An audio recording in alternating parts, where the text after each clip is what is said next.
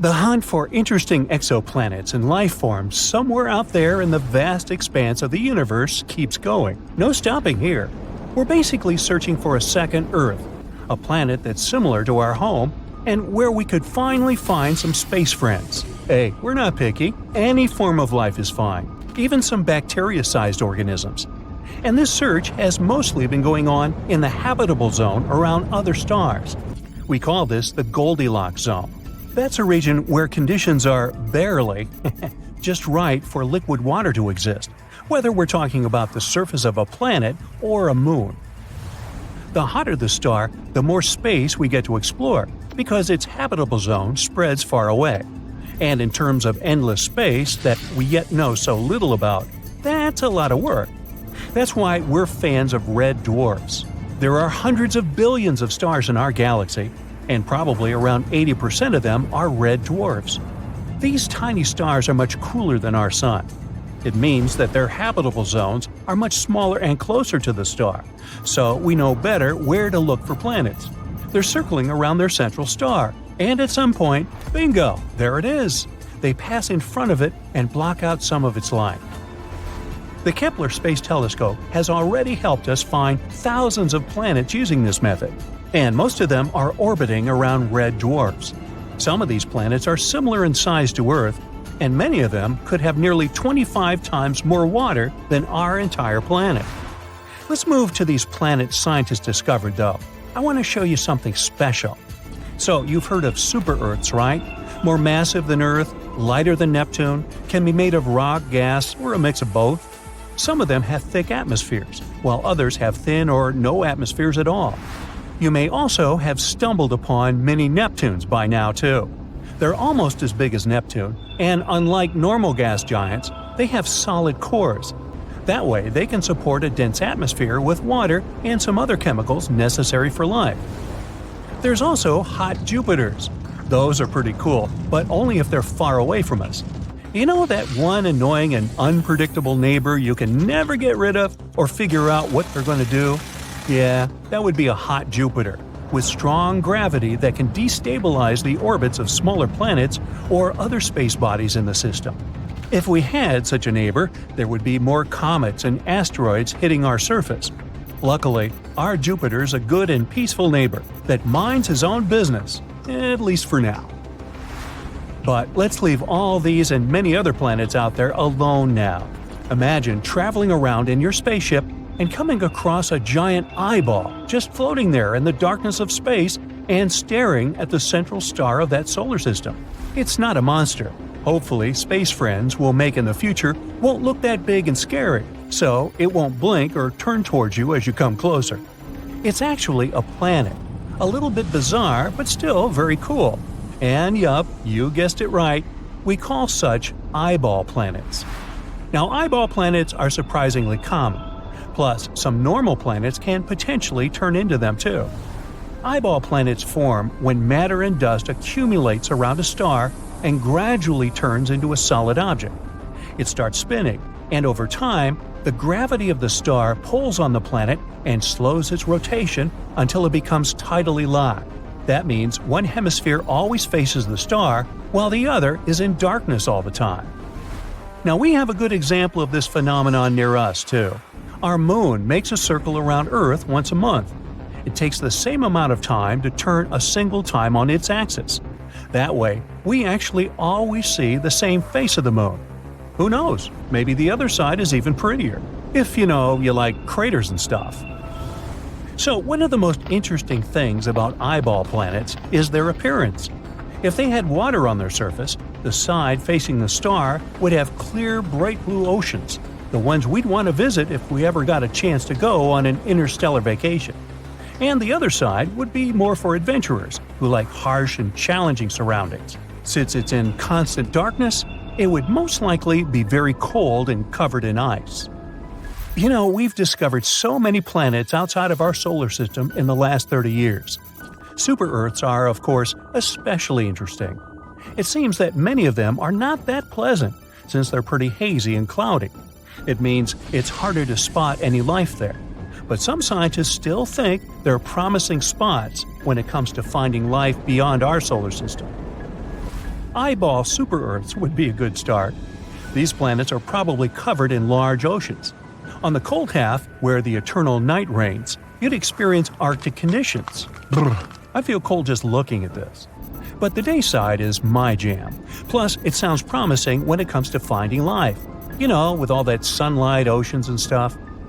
One of the good examples where scientists are looking for life is an eyeball super-Earth that lies in a habitable zone of the closest star to our solar system, called Proxima B.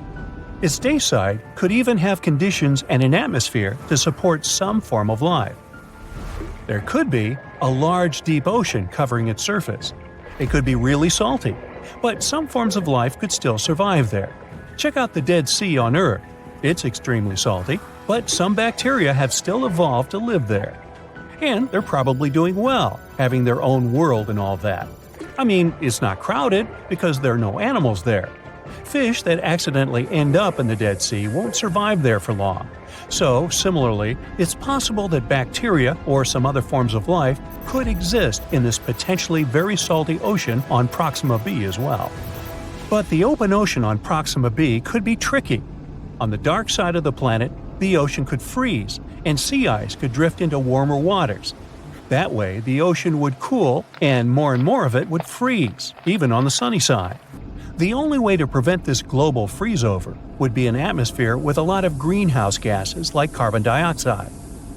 This kind of atmosphere would trap the heat from the planet's surface and wouldn't allow it to escape into space, like what happens with Venus, the hottest planet in our solar system. Without an atmosphere with greenhouse gases, the surface of Proxima B would be much colder, so it's possible that the planet would completely freeze over. The opposite scenario could also be possible. Warmer waters could serve as a transporter of heat from warm to cold regions. We don't know much about the conditions on the planet yet, so Proxima B could range from a frozen wasteland to a hot, hazy world, depending on many factors. So yeah, an eyeball planet within the habitable zone sounds promising, but its surface can still wildly range from a frozen desert to an endless ocean. Some experts believe that drifting sea ice might cool many exoplanets out there, and they can't turn into eyeball worlds. Instead, many just become sad, dark snowballs, completely covered in ice. A cool spot to spend your interstellar winter holidays, but not a place where you'd hope to find life, unfortunately. Some studies show that even Earth may have gone through some snowball stages many times in history. One of those happened around 2.2 billion years ago. I wasn't around. While the other one hit the planet 630 million years ago.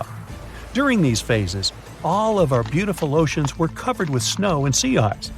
Perhaps even the continents were just thick ice sheets, at least on the surface. Alright, enough with the freezy icy stuff. I need some hot chocolate. 25 light-years away from Earth, in the constellation Lyra, there's a young star, Vega. The brightest and one of the most famous, this star is twice the mass of our Sun. Vega is so brilliant, you can see it even at twilight when all the other stars disappear from the sky. Despite all the star's fame, astronomers have never seen a single planet orbiting Vega, until recently.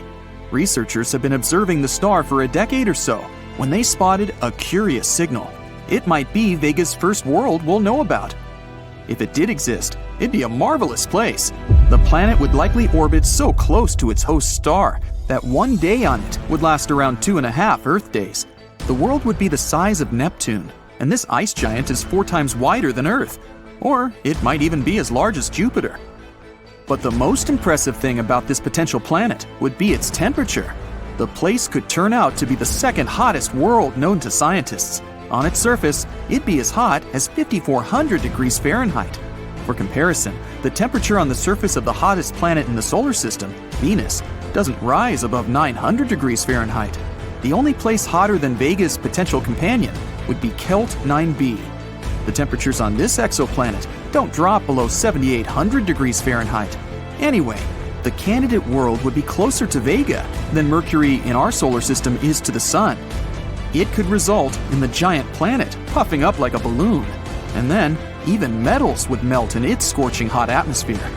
Unfortunately, the existence of the sizzling planet has yet to be confirmed.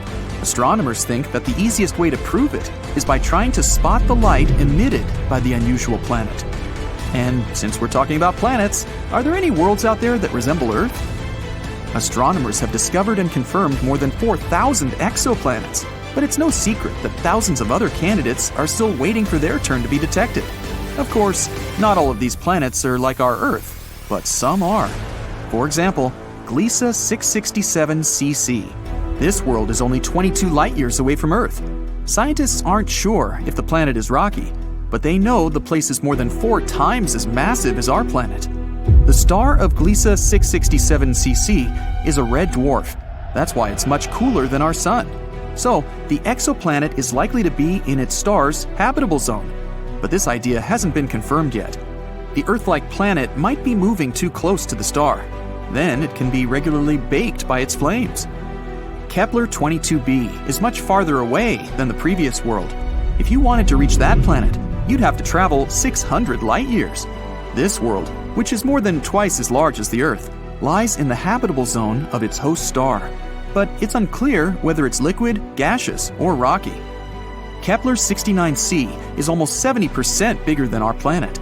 It's also very, very far away, 2,700 light-years. It'd take you 54 million years to travel the distance that great in a modern spacecraft. Researchers aren't sure what Kepler 69c consists of, but they think it's likely to lie in the habitable zone. The planet's position in its solar system is like that of Venus and ours. But since the host star is only 80% as bright as the Sun, the planet shouldn't be affected by its heat that greatly. Kepler 452b is the most Earth-like planet astronomers have discovered so far. It resides 1,400 light-years away from our planet. Its host star is very similar to our Sun, and the planet, lying in its habitable zone, is 1.5 times the size of Earth. Scientists also think that Kepler 425b is likely to be a rocky world. Are any of these or other planets besides Earth suitable for life? There are 24 potentially super-habitable planets, and one of them met not one, but 2 criteria astronomers have for such worlds. KOI 5715.01 is 5.5 billion years old and around twice the size of Earth. It orbits an orange dwarf a bit less than 3,000 light-years away from our planet. Its surface temperature might be 4 degrees Fahrenheit cooler than that of Earth, but since the planet's atmosphere might have more heat-trapping gases, the place is likely to be super-habitable. Another potential super-habitable planet is KOI 5554.01. This world is a bit older than our planet, 6.5 billion years against our 4.5 billion. The exoplanet's size is likely to be the same as Earth's. The planet orbits its host star, a yellow dwarf, and the average temperature on its surface is 80 degrees Fahrenheit. What planets are visible from Earth? Mercury is the nearest to the Sun in our solar system, but since this planet is so close to the star, you can only see it just after sunrise, in the early morning, and at dusk. From up close, the place looks a bit like the good old moon. The planet doesn't have an atmosphere, and the temperatures on its surface are extreme, 800 degrees Fahrenheit during the day and minus 290 degrees Fahrenheit at night. Venus is the second brightest celestial object out there after the moon. It's one of our planet's closest neighbors. Also, it's the most similar to Earth in terms of gravity, size, mass, and average density. Unfortunately, you won't be able to see Venus's surface from Earth. A thick layer of clouds is securely hiding the planet. Jupiter can be either the third or fourth brightest object in the sky. It depends on Mars, which occasionally shines brighter than the gas giant. You can see Jupiter especially well in the summer. The gas giant's most famous feature is the Great Red Spot. That's an enormous storm that has been raging on the planet's surface for centuries. Even though the largest planet in the solar system looks like a solid sphere, you wouldn't be able to land on its surface. Jupiter is mainly made up of gases, mostly helium and hydrogen. Saturn is the second largest planet in the solar system. It's the last one of the 5 planets you can see from Earth with the unaided eye. Saturn is incredibly far from Earth, but its unique rings help you instantly recognize this colossal planet. It's a pity that Saturn's trademark feature is only visible in a telescope. By the way, more than 700 Earths would fit into Saturn.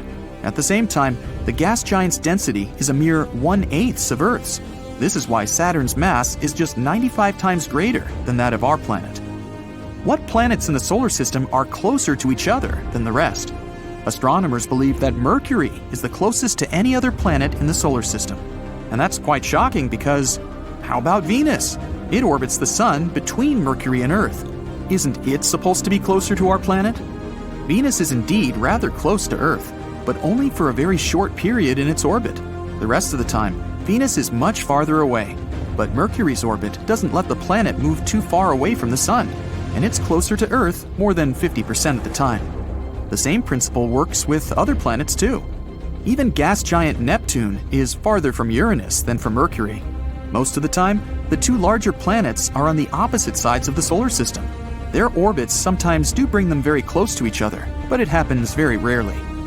And how about planets outside the solar system? Astronomers have recently discovered two worlds traveling around the same star. Their orbits are often so close to each other that each planet looks like a huge full moon from the surface of the other. It occurs every 97 Earth days. These planets are about 1,200 light-years away from Earth. Their composition and size are different, but the distance between them is a mere 1.2 million miles. That's 5 times the distance between Earth and the Moon, and it's closer than any other planets astronomers know about. One of the newly found worlds is more than 4 times as massive as our Earth. It's likely to be rocky. The other is a gaseous planet the size of Neptune and almost 8 times as massive as our planet. Scientists haven't figured out yet how such dramatically different space bodies ended up in such similar orbits. An exoplanet is any planet inside our solar system. Some of them are free-floating. Those are called rogue planets. They move around the galactic center. Others orbit their host star, or two. For the first time, astronomers discovered exoplanets in the 1990s. Since then, scientists have found thousands of them. And now, you can sneak a peek too. Spoiler alert, some exoplanets are pretty bizarre. Others resemble our home planet and could probably support life. The closest to Earth exoplanet is Proxima Centauri B. It's a mere 4.2 light-years away from Earth. Recently, astronomers have found out that this world might resemble Earth even more than previously thought. It's only 17% more massive than our home planet. It orbits a star that is dimmer and less massive than the Sun. Proxima Centauri B is in the middle of the star's habitable zone. This means that chances are liquid water and life might exist on the planet. It looks like the exoplanet is tidally locked with its parent star. This means one of its sides faces the star at all times, and the other is always in the darkness. Scientists haven't figured out yet whether the planet has an atmosphere. It's traveling too close to its star and completes one orbit within 11 Earth days. The radiation from the star might be pulling the planet's air away. If this is the case, Proxima Centauri B isn't likely to have liquid water on its surface. Gliese 832c is 16 light-years away from Earth. In the cosmic scheme of things, it's a stone's throw away. This exoplanet is 5 times as massive as Earth and travels much closer to its parent star. That's why a year on this planet lasts a mere 36 days. But since this star is a red dwarf, much cooler and dimmer than the Sun, Gliese 832c gets as much light and heat as our planet does. At the same time, it's still unclear if Gliese 832c is similar to Earth. It probably has a much thicker atmosphere that creates a runaway greenhouse effect. This phenomenon occurs when a planet absorbs more heat from its host star than it can release back into space. This means that Gliese 832c is more likely to resemble scorching hot Venus rather than relatively cool Earth. Another Earth-like planet, TOI 700d, is 100 light-years away from us in the constellation Dorado. It orbits a small and rather cool dwarf star that is about 40% of the mass and size of the Sun. Its surface temperature is half as high as that of our star. The outermost planet, which is the very TOI 700d, is almost the size of Earth. It also sits in the habitable zone of its parent star. No flares from TOI 700 reach the planet. This increases the chances of the exoplanet being habitable. This means it can potentially develop and maintain life. Scientists don't know for sure the exact conditions on the surface of the planet. but one of the computer simulations they've created shows a planet covered with an ocean. It has a very dense atmosphere dominated by carbon dioxide. Astronomers think a similar atmosphere surrounded Mars when it was a young planet. But another 3D model shows TOI 700d as an all-land, cloudless world. That's what our Earth would probably look like if it wasn't covered with oceans. Winds on TOI 700d move away from the night side of the planet and meet in the area that directly faces the star. There is an exoplanet that stands out among the rest because of its awesome magenta color. You can find this world in the Virgo constellation. The planet is called Gliese 504b. The distance between this planet and its parent star is 9 times the distance between the Sun and Jupiter. The planet formed relatively recently and is still glowing with heat. That's why its surface looks pinkish. Just 20 light-years away from the Sun, which isn't such a great distance when we talk about space, a bizarre rogue planet is roaming our home Milky Way galaxy. But even though this planet doesn't orbit any star, it still has an incredibly powerful magnetic field. It's 4 million times stronger than Earth's magnetic field. The exoplanet also produces amazing auroras.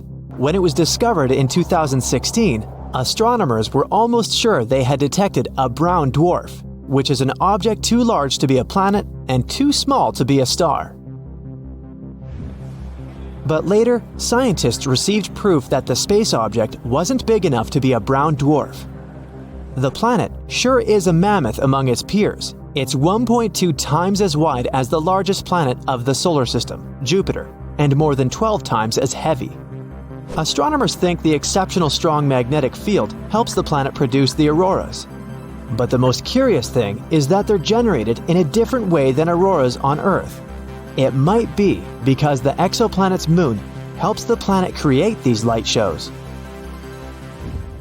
If you traveled 20,000 light-years away from Earth, you'd come close to a red dwarf in the Sagittarius constellation.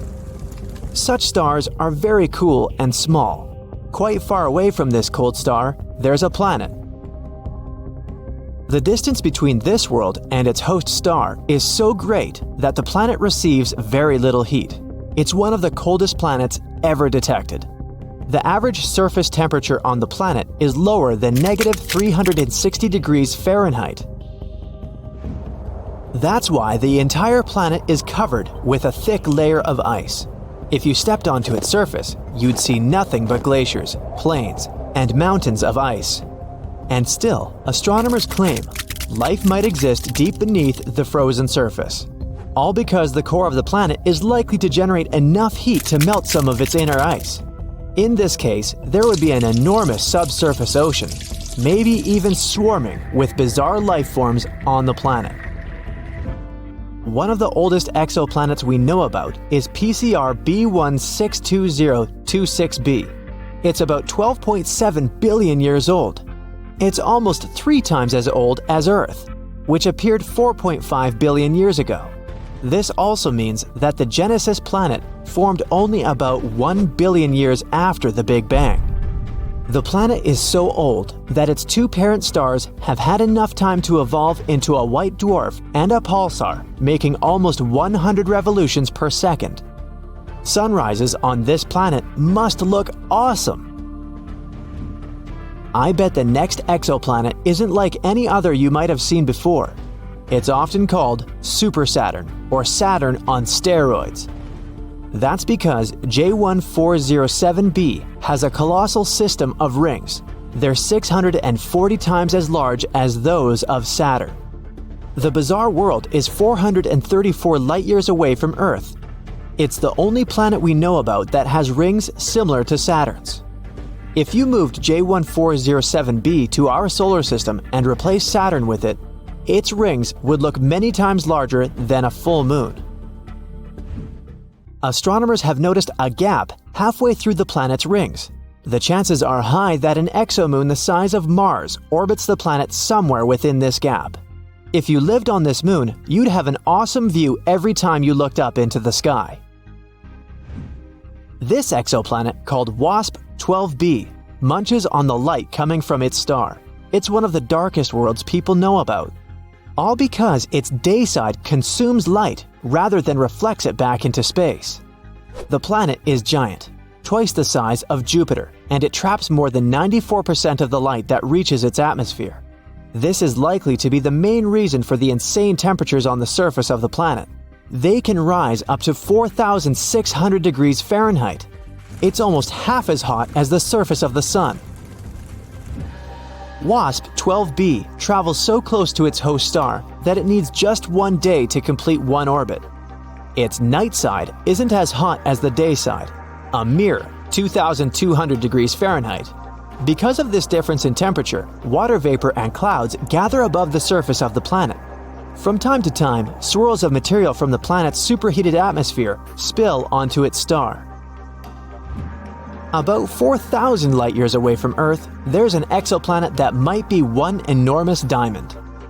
It's 5 times the size of our planet, but needs only 2 hours and 10 minutes to orbit its parent star. It's a pulsar rotating at a rate of 10,000 times a minute. The planet is denser than any other we've discovered so far. It consists mostly of carbon, which is so dense that astronomers think it might be crystalline. If it was true, it could mean that at least some part of the planet is diamond. On WASP-76b, it rains iron on the night side of the planet, and the temperature on the daytime side rises up to 4,300 degrees Fahrenheit. That's hot enough to vaporize most metals. This exoplanet is a bit smaller than Jupiter and located 640 light-years away from Earth. Such terrifying weather conditions in this world are caused by its unusual orbit. The distance between WASP-76b and its parent star is 10 times shorter than the distance between Mercury and the Sun. That's why the star and the huge planet are tidally locked. One side of WASP-76b always faces the star, and the other side is always pitch black. This bright blue exoplanet sits 62 years away from Earth. A bit larger than Jupiter, it looks calm and peaceful. Its blue color might remind you of our home planet. But this familiar appearance conceals the planet's horrifying nature. The beautiful hue comes from silicate atoms and particles that make up the atmosphere. But the wind speed on the planet can reach 5,400 miles per hour. That's 7 times the speed of sound. The temperature there can rise up to 1,600 degrees Fahrenheit. But this isn't the worst. In this bizarre world, it rains glass, sideways. So it's probably not the place where you'd like to spend your vacation. Okay, quick space riddle. Why is the search for life in the universe like a tree? Because you're always looking for a place to plant it. You know, plant it, planet. Okay, settle down. Anyway, water is the basis of life in any part of the universe, so potentially inhabited planets must have liquid water on them to support life. An incredible number of circumstances must come together for this. The planet must be in the habitable zone of the star.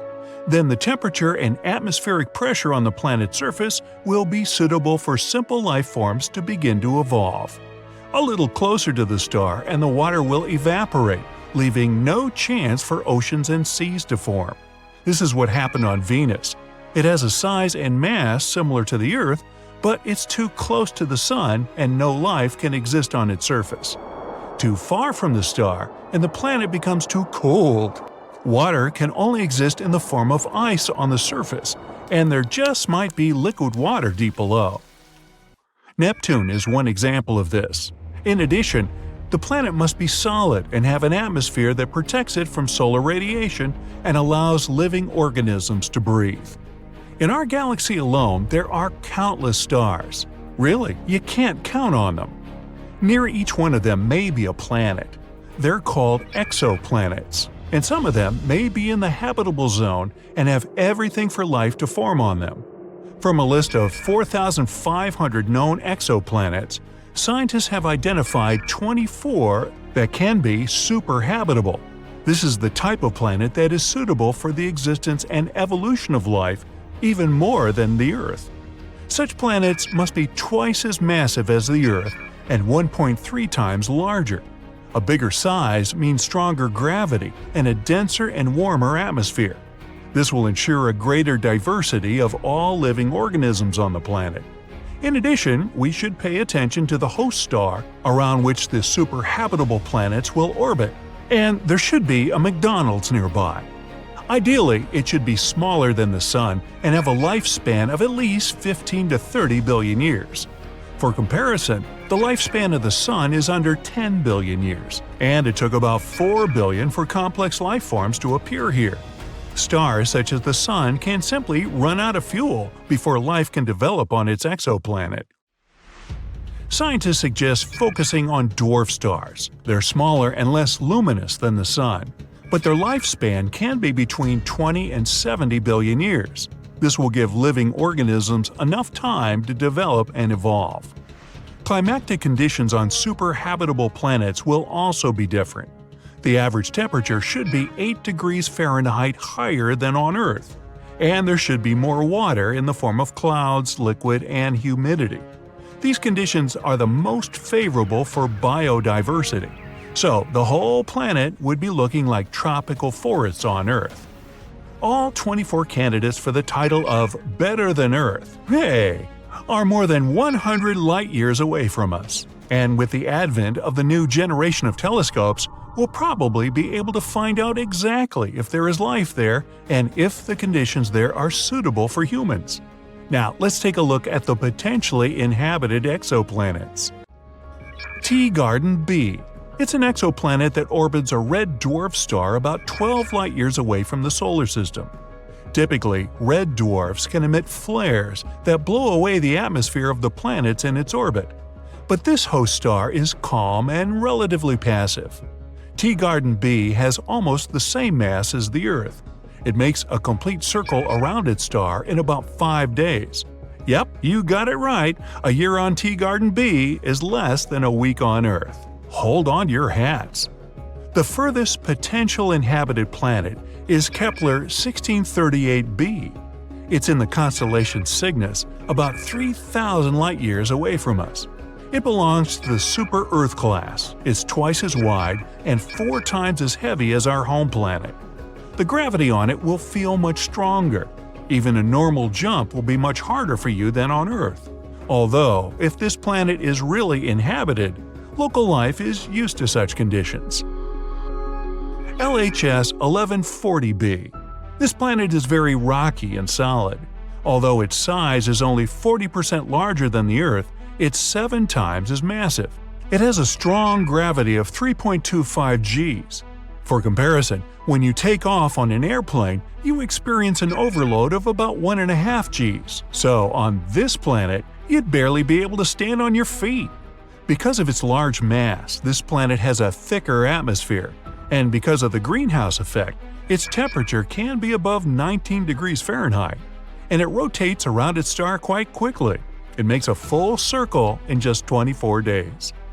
And now, let's look at the constellation Aquarius. Here's an ultra-cold dwarf, TRAPPIST-1. A small planet orbits in its habitable zone. It's 3 times lighter than the Earth. Its temperature is similar to ours, but the gravity is half as weak. But we would still feel comfortable there. Remember the people that went to the moon? There, the gravity is only 16% of the Earth's. That's what makes the astronauts move so funny. Kepler 452b is in a system that resembles the older sister of ours. The host star is only 11% older than our Sun and is almost 2 billion years older. The exoplanet itself is 6.5 billion years old, compared to 4.5 billion of Earth's. But these sisters are very far from each other. If you travel at the speed of the New Horizons spacecraft, it will take about 26 million years to get there, so bring a big lunch. This is the closest exoplanet to us, Proxima Centauri b. It orbits the red dwarf Proxima Centauri, which is the closest star to the Sun. This planet is just 4.2 light-years away from us. Its size and mass are very similar to those of the Earth. It probably has an icy structure, like Neptune. Although Proxima Centauri is the closest star after the Sun, we can't see it with the naked eye because it's too dim. So, all these planets, including the 24 that scientists have recently found, are in the habitable zone of their host stars. And, in theory, we can colonize them and make them suitable for human life in the future. But here we'll have to solve one big problem. Even the nearest exoplanet is too far away for us today. Our modern rockets can fly at 5 times the speed of sound, and even at such speeds, it will take us more than 100,000 years to get to Proxima Centauri on one of them. Well, we need to come up with something a bit faster to travel to a new home on one of these exoplanets. And perhaps scientists already have the answer. Warp drive. Ooh. This is a piece of technology that will allow us to manipulate space and time. It creates a kind of a bubble in which the normal laws of motion don't work. So the spacecraft will be able to significantly exceed the speed of light. And this isn't science fiction. Humanity already has such technology, although just in theory yet. It's Alcubierre warp drive. And no, I didn't make that up. Since no object that has mass can travel at the speed of light, we need to do one trick. The spacecraft has to move by compressing the space in front of it and expanding it behind it. Thus, not only the ship is moving, but also the space-time inside this warp drive bubble. And the maximum speed can be 10 times that of light. But to warp the space-time, the ship must be incredibly large. And to power it, we'll need the amount of energy close to what the whole planet of Jupiter generates. Still, recent calculations of NASA's Jet Propulsion Lab show that the ring around the ship, which should create the so-called warp field, shouldn't be perfectly round, as it was thought before. It can be more donut-shaped. Ah, donuts. This will greatly simplify the design and construction and will make it possible to test this technology on a spacecraft the size of a Voyager 1 probe. Even though it still seems impossible, scientists are already saying that there is hope. And while we don't know what technology will be used, in 2069, NASA plans to launch its first interstellar mission to explore potentially habitable planets outside of our solar system. Various rumors say that the speed of light can be achieved with laser technology. If the probe is very small, it can be launched to the Alpha Centauri star at almost the speed of light. There are also 2 other alternatives to power spaceships. These are nuclear energy and energy from matter and antimatter collisions. Ooh! These technologies are still a mystery to humanity, though. Well, for the time being, stay tuned.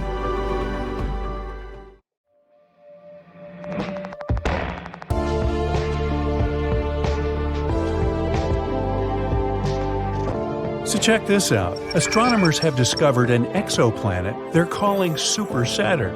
It's got rings over an AU wide. An AU is the astronomical unit, the distance between the Sun to the Earth. That's an incredibly huge ring system, hence its name.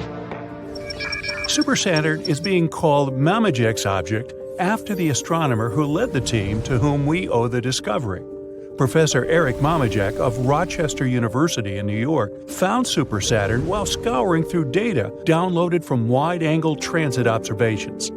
WASP is the acronym for Wide Angle Search for Exoplanets. It's an ingenious project developed in the year 2000 by astronomers at Queen's University in Belfast, Northern Ireland, and St Andrews University in Scotland. Using 4 telescopes, the CCD video cameras on the scopes record the slight dimming of starlight caused by objects passing in front of stars. This is called the transit method of exoplanet detection.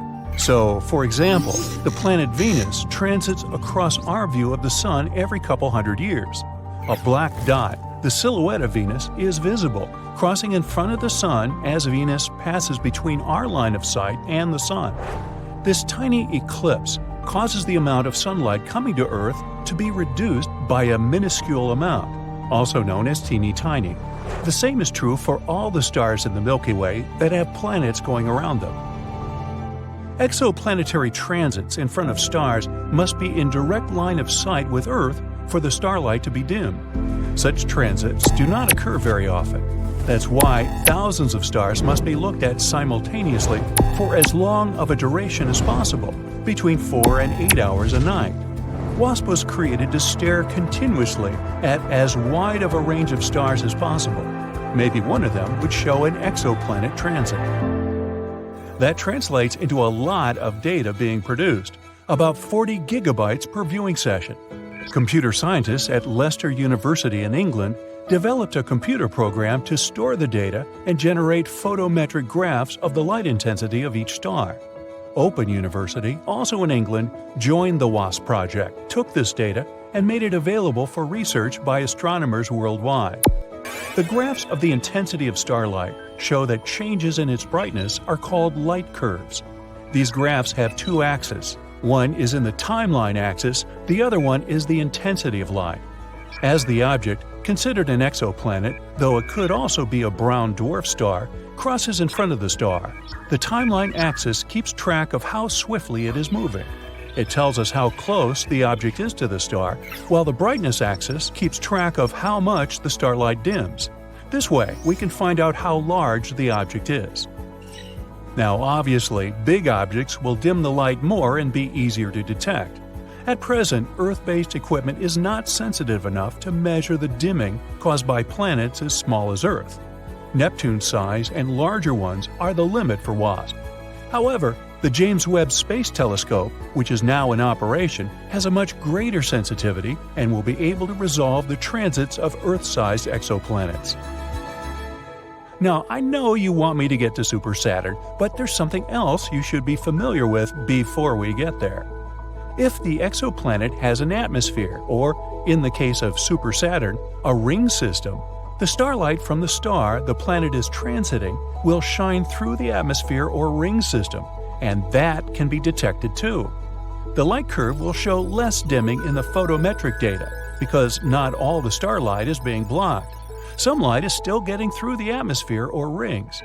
This is important because it gives astronomers a reading of the atmosphere. The James Webb Space Telescope is fitted with spectroscopes that can determine the gas content of the transiting exoplanet atmospheres: oxygen, methane, carbon, etc. The WASP project has been really catching on. There's a Super WASP project now consisting of WASP North and a WASP South. One looks at the sky above the northern hemisphere, the other looks at the sky above the southern hemisphere. There's also a Next Generation Transit Survey, NGTS, based on the WASP project. It's automated, so astronomers don't have to stay up all night sipping coffee, but they can if they want to. Located at the European Southern Observatory in the Atacama Desert in Chile, the NGTS scans millions of stars and has discovered over 100 exoplanets, down to a size as small as 3 times the size of Earth. NGTS has started a Planet Hunters Club on social media. Citizen scientists can search the online database of light curves and perhaps discover your very own exoplanet. What had been a strictly British effort started by 1 or 2 astronomers is now a worldwide phenomenon. With the ability to read the spectroscopic signatures of atmospheric gases during exoplanet transits, a new idea emerged: technosignatures. That is, specifically identifying gases in exoplanet atmospheres that are produced by civilizations. The James Webb Space Telescope can do this. Gases from pollution, such as chlorofluorocarbons (CFCs), can be seen spectroscopically if present. Tritium from fusion reactions, if they have them, can also be detected, along with heat patterns from cities on the planet's surfaces. Technosignatures is a recent concept that originated after the WASP project started. Who knows what it will turn up? Now, let's get back to Super Saturn. The star that Super Saturn orbits is J1407, a small, dim, sun-like pre-main sequence star of the 13th magnitude. Huh? Well, the human eye can only see stars to about the 6th magnitude, and each magnitude is 2.5 times dimmer than the previous one. So, it's not an exceptional star, just another telescopic star out there in the Scorpius Centaur region of the night sky. J1407 is a young star that hasn't yet settled into its stable, long-duration phase.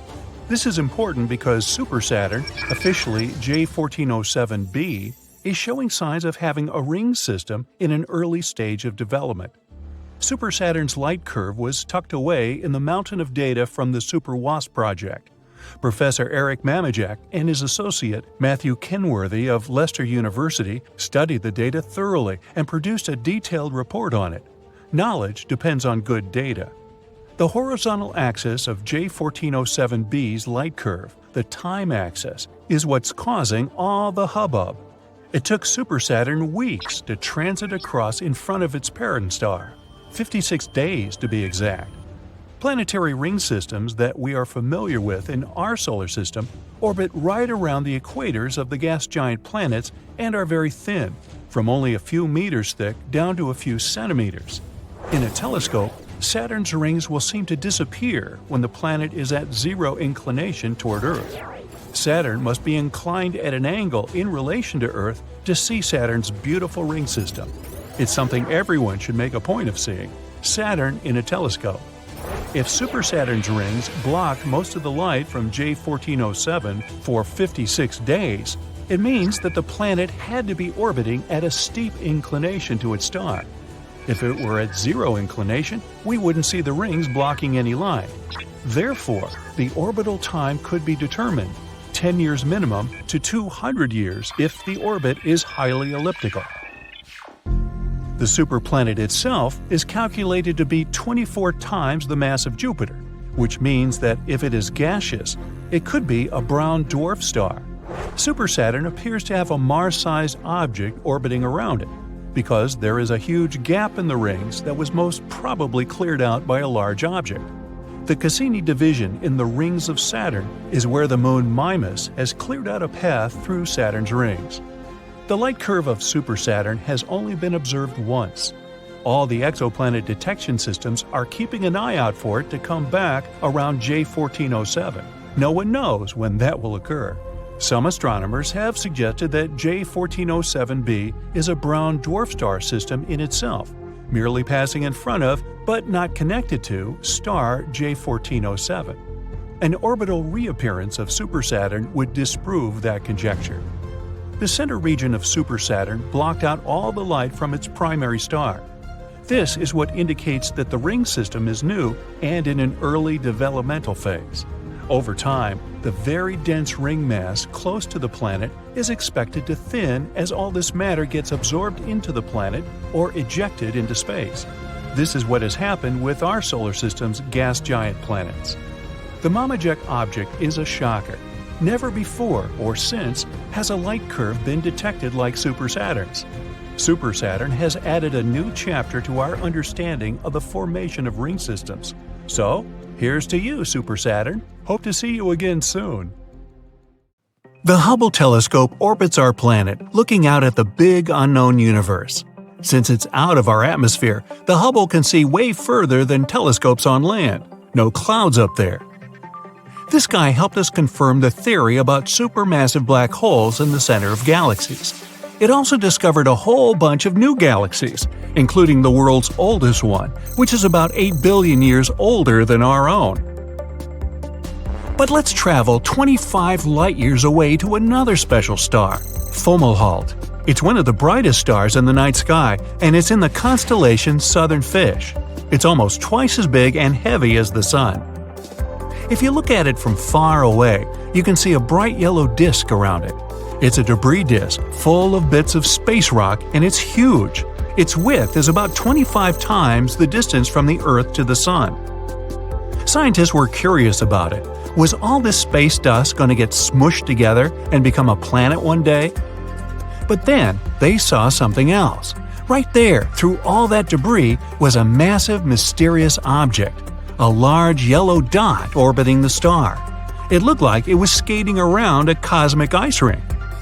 So, in 2008, scientists announced they had discovered an exoplanet called Fomalhaut B.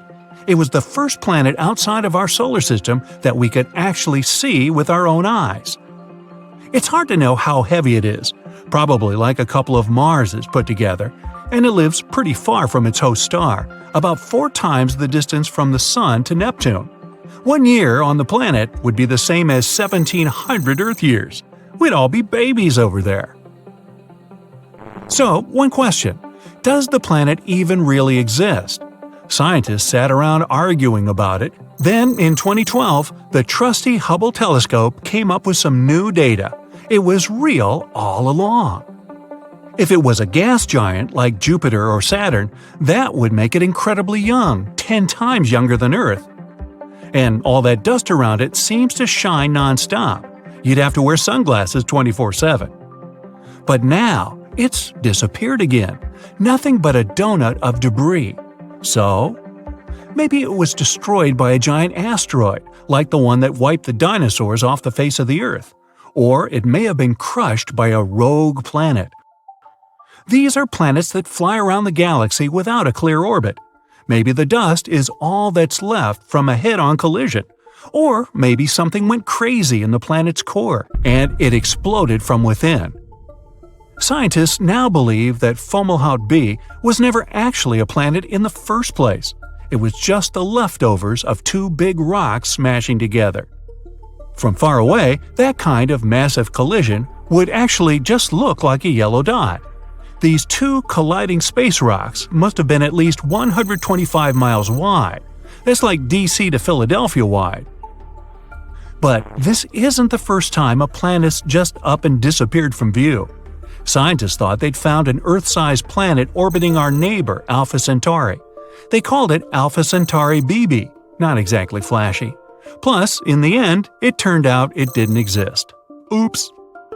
Scientists make mistakes, just like the rest of us. Not long ago, they thought there might be life on Venus. They found traces of a special gas, phosphine, which can be a sign of life. It was the top story for a month.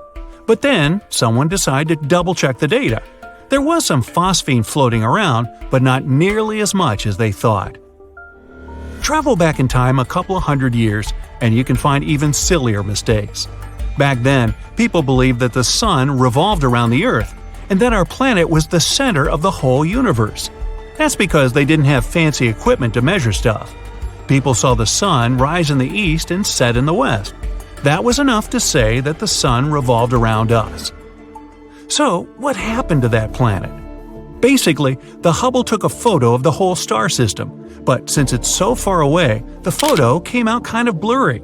Scientists just saw a large yellow dot and assumed it was a planet. Scientists don't usually get photos of far-off planets. They normally have to use math to find them. Space objects are in a constant dance with one another. The dance gives off a lot of energy, like gravitational energy and light energy. It's like this. Say your friend is hiding behind a corner. You can't see him, but you can see his shadow on the floor. It's kind of like what scientists do when they look out into the stars searching for planets. So, big deal, a planet vanished billions of miles from here. But what if our perfectly balanced solar system were to lose one of its planets? You better believe it would affect our lives. Mercury's up first. Good news, it's too small to have a gravitational effect on our planet, so we wouldn't even notice if it went missing. Next in line is Venus. This hot planet is sometimes called Earth's twin sister. It's completely uninhabited, of course. Other than that, Venus is one of the brightest spots in our night sky. Pull it out of the solar system and whoa, it's much darker at night. But still, not exactly a big deal. Mars. Life without Mars might even be good for the Earth. There's an asteroid belt between Mars and Jupiter. Mars's gravity can grab an asteroid from the belt, spin it around, and catapult it toward us. Without Mars, the asteroids would stay in place thanks to Jupiter's gravity. Jupiter's heavier than all the planets in our solar system combined. It holds back the asteroid belt, and its gravity is actually strong enough to affect the Earth. A couple of thousand years after it disappears, we'd notice big changes. We'd move closer to the Sun, which means a couple of things. 1, we'd have much hotter weather all year round, and 2, our days, weeks, and years would be shorter. Saturn, Uranus, and Neptune are all too far away for us to notice if they go missing. That just leaves one. No, not Pluto. What if the Moon disappeared? Basically, chaos. The Earth would tilt even more than it already does, and the weather worldwide would go crazy, even crazier than now. It might even lead to a new ice age. The Earth would start spinning a lot faster. So instead of 24 hours in a day, we might have anywhere between 6 to 12. And even though nights would be a whole lot shorter, they'd also be darker than ever. When we see the moon, we're actually seeing the sun reflecting its light off the moon, and even a new moon is usually the brightest object in the night sky. If the sun were to disappear from our sky, it would be pretty much game over. This star is the center of our whole solar system. Without it, the orbits of all the planets would collapse, and we'd move around in complete chaos. The Earth, the Moon, and all the other neighboring planets would just shoot out into the universe, heading for, well, we just don't know. Daytime would be a thing of the past. We'd need the sun for that. So it would be nighttime forever. We'd probably never see the moon again. We'd probably never see anything again. The Earth would get colder and colder, and all the water on the planet would gradually freeze. But what if the sun turned into a black hole? We might still orbit around it. Hopefully, we're far enough away from it to stay safe. Mercury and Venus might be swallowed up, but we might get lucky. So we'd stay where we are, but we wouldn't have the sun to warm us. If it happened slowly enough, we might be able to adapt. We'd need a new power source, a new light source, and plants would have to adapt to get their energy from somewhere else. We'd probably need to build a huge tent-like thing over every city, forest, ocean, or we might just jump ship and move to another planet. Jupiter has 79 known moons, and the 4 biggest of them that are particularly interesting are Galilean moons. They were named after Galileo Galilei. He discovered them in the 17th century. They have something in common, but at the same time are all very different. Europa is the smallest of the Galilean moons with a diameter of 1,860 miles. It orbits Jupiter every 3.5 days. The first images we got from there were taken in the 1970s. Its surface mostly consists of water ice. Europa has long fractures, often around a mile wide, that can extend for thousands of miles across its surface. They were probably formed as the crust pulled apart from tidal forces on the mysterious ocean beneath the surface. In 2012, scientists discovered water vapor plumes erupting close to its south pole, rising up to 125 miles. These plumes can help us find what's inside Europa without having to land there. Scientists think there could be a magnificent ocean hidden 10 to 15 miles beneath the solid surface. That ocean could be 40 to 100 miles deep. Even though it's just 1/4 of Earth's diameter, it contains twice as much water as all of our oceans together. This ocean is a potential environment for some forms of life. Scientists believe the entire ice crust is floating on that ocean. It probably makes a full rotation around Europa once every 12,000 years.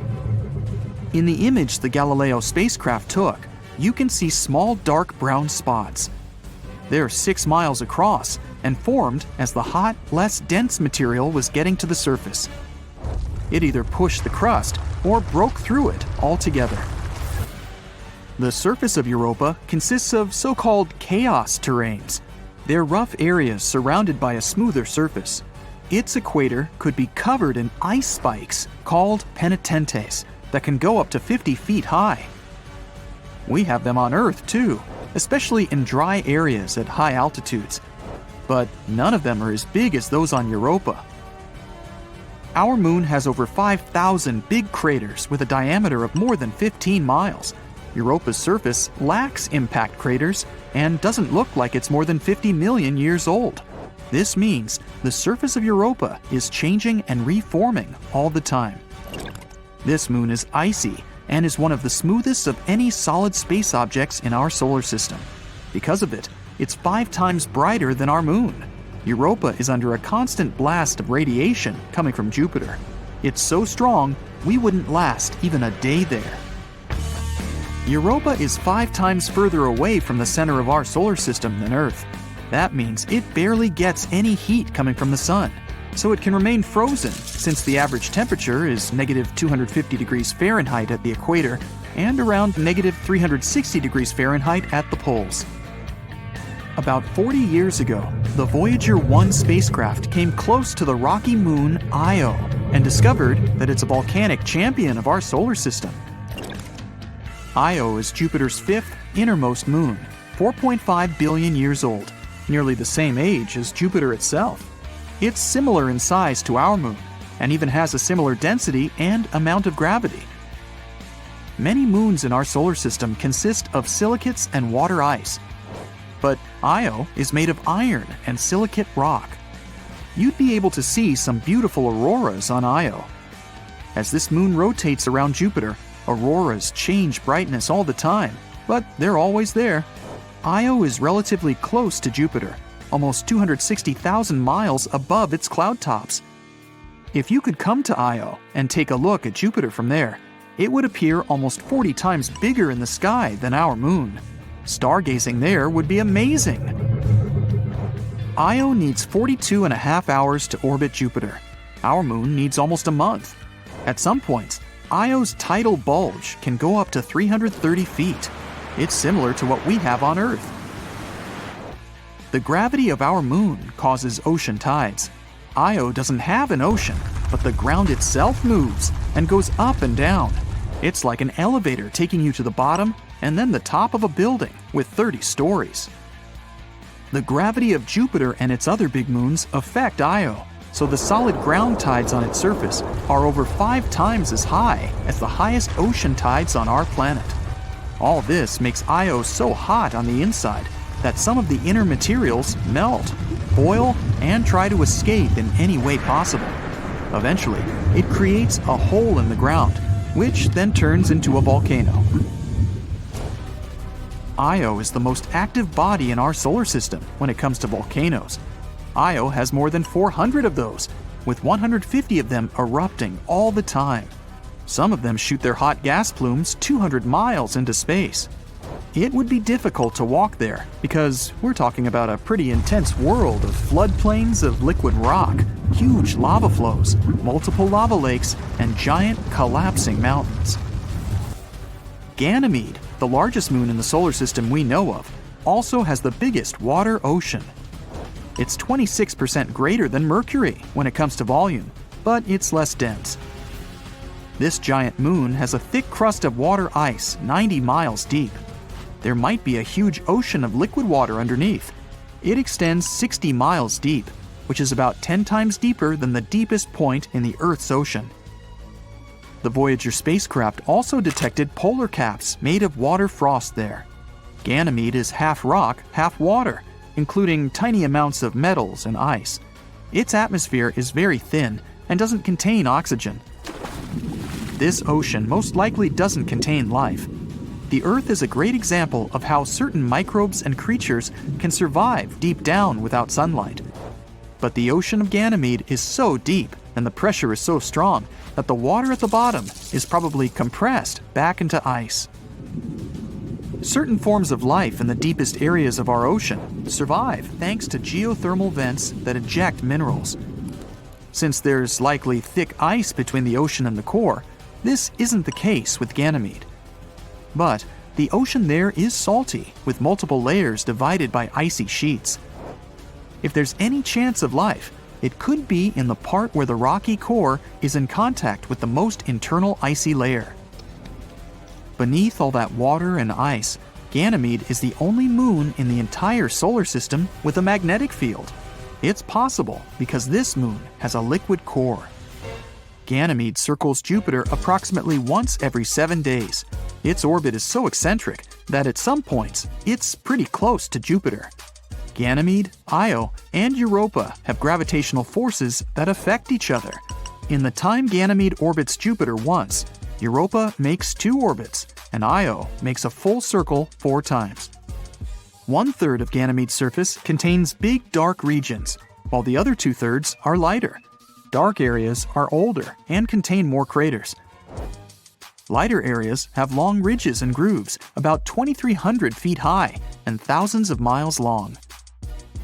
Callisto, the third biggest moon in the solar system, 3,000 miles in diameter, needs 17 Earth days to orbit Jupiter. Its atmosphere is very thin.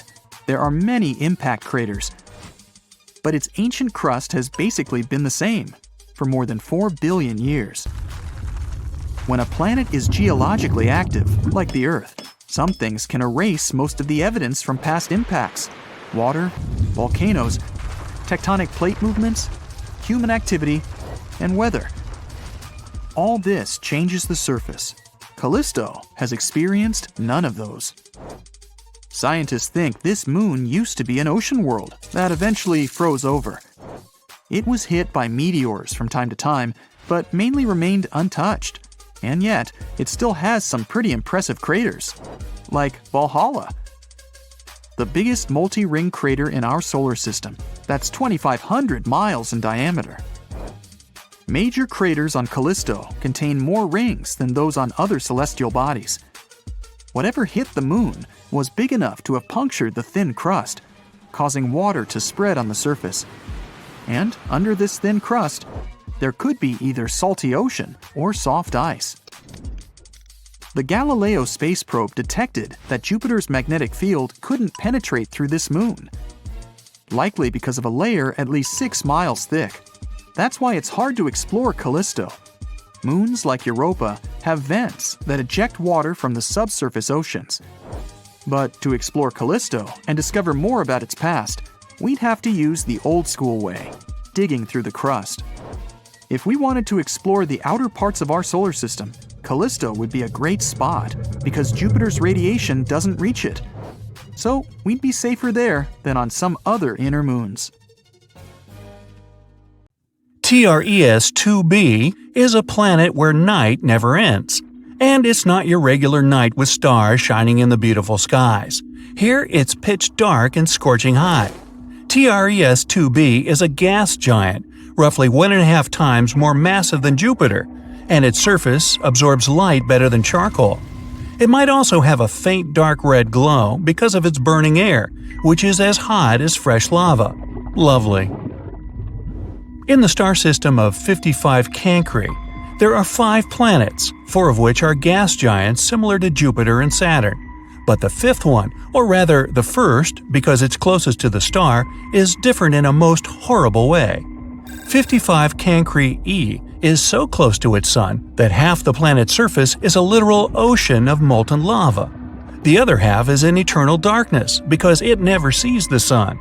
The planet is always turned to its star on one side, and between the scorching and the dark, there's the twilight zone, a thin strip of gloomy nothingness. HD 189377b, I'm not going to say that again, is the only exoplanet in the orbit of its star, and at first glance it looks quite pretty, blue and white swirls making up wondrous patterns on the surface. But these pleasant colors actually come from hard silicate particles in the planet's atmosphere, which means it rains glass here. But the worst is that winds reach the speed of 5,400 miles per hour, or almost Mach 7. Well, for comparison, the fastest wind speed on Earth was 254 miles per hour, over 20 times less.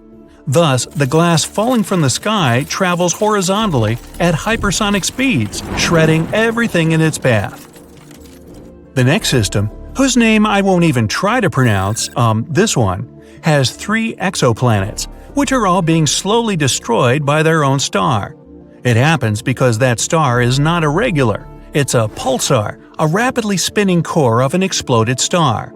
It creates powerful electromagnetic pulses in several directions while rotating at several thousand times per second.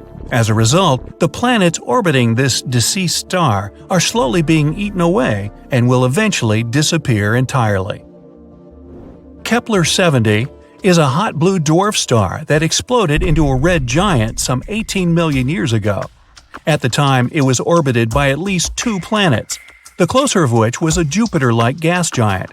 Its name was Kepler-70b, and it still exists, but the overgrown star consumed it and transformed it into a blazing hot rocky world. Right now, it's one of the hottest planets ever discovered. Its temperature is higher than the surface of our Sun. It was lucky to survive spending time inside the star, but it's evaporating now and will probably be no more in the near future. WASP-12b is one of the weirdest and saddest planets out there. The enormous gravity of its star, combined with the planets consisting mostly of gas, result in the star slowly devouring its protege. WASP 12b has already taken the form of an egg, stretched toward its merciless sun, and it's unable to do anything with its condition. In another 10 million years, the planet will inevitably succumb to the voracious star's appetite. If you ever wondered what it's like to walk on ice and hot coals at the same time, Gliese 436b is a planet that would give you a vivid example. Being extremely close to its sun, the Neptune-sized exoplanet boasts temperatures hotter than a blazing oven, and yet it's covered in ice, which burns incessantly. This ice is much denser due to the enormous gravity of the planet, staying solid even under extreme conditions and not melting away. No list of frightening worlds could do without mentioning Venus, the Earth's evil twin. The second planet from the Sun has an atmosphere so thick and full of clouds that its surface is much hotter than that of Mercury.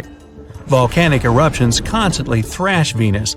Its gravity is almost 100 times stronger than ours, and those clouds I mentioned are not made of water but of sulfuric acid, which condenses and rains down on the ground, adding to the inferno. But even if you were brave, or crazy, enough to try to pass through these clouds, you probably couldn't. The winds up there are as strong as some of the most powerful hurricanes back on Earth. Here we have a very long name for a very, very cold planet. Although the host star is not too far away, it's a small and rather cool red dwarf, whose light and heat barely even reach the planet. The temperatures out there fall as low as minus 370 degrees, which is only marginally warmer than absolute zero. The exoplanet is thus dark, gloomy, and covered in eternal ice that never thaws. Still, if it has a rocky core, it might generate some heat. So there's a chance that deep below the frozen surface, some unknown alien things might lurk. Dimidium, located roughly 50 light-years away from our solar system, is a planet hostile to any living thing on many accounts.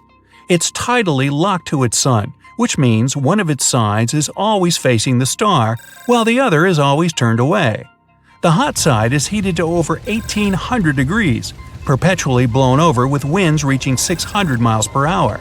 Despite Dimidium being a gas giant, it has a large amount of iron in it, which melts and evaporates in the atmosphere, creating clouds. And when those cool down, they fall on the surface in the infernal rain of molten iron. Oxygen is usually viewed as an element that might bring life to a planet, but this is definitely not the case for Osiris. Scientists were shocked to find oxygen on this planet, or rather around it, because it's 8 times closer to its star than Mercury is to the Sun. This extreme distance makes Osiris a living melting pot, where anything that could burn will. It's also responsible for a very short orbit of the planet around the star. A year on Osiris is just 3.5 days on Earth. To boot, the atmosphere of the planet is constantly blown and melted away by the heat from its sun.